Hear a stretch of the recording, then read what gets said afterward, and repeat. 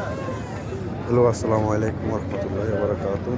আসলে আজকে একটা ভিডিও নিয়ে আসছি। যারা সৌদি আরবে আসছে তারা তো এটা অবশ্যই দেখছে, যারা উমরা করছে তারাও দেখছে, হাজী সাহেবেরা অনেকে আসছে দেখছে।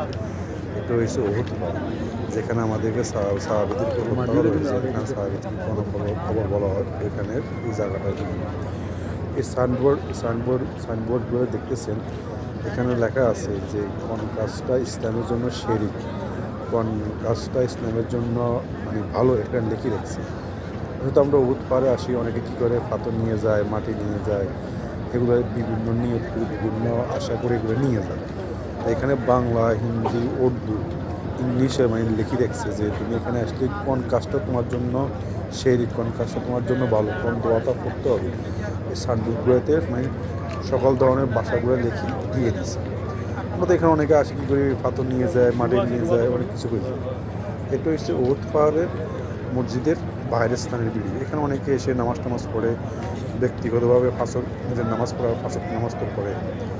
আর এটার সামনে হয়েছে সাহাবিগো গণকবরস্থান, মানে যে পাহাড়ে যুদ্ধ হয়েছে এখান থেকে যাদেরকে মাটি দেওয়া হয়েছে এই মসজিদের পাশেই দেওয়া হয়েছে। এই মাছগুলো এখানে আসতেছে, দেখতেছে একদম পাশাপাশি।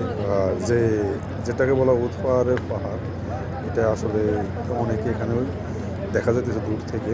আমি অনেক কাছেই আসছিলাম, আমি উঠছি এখানে। মানে এই পাহাড়ে অনেকে উঠে, অনেকে দোয়া পড়ে, অনেকে মানে অনেক কিছু করে, কিন্তু সবচেয়ে ভালো দোয়া পড়াটা ভালো।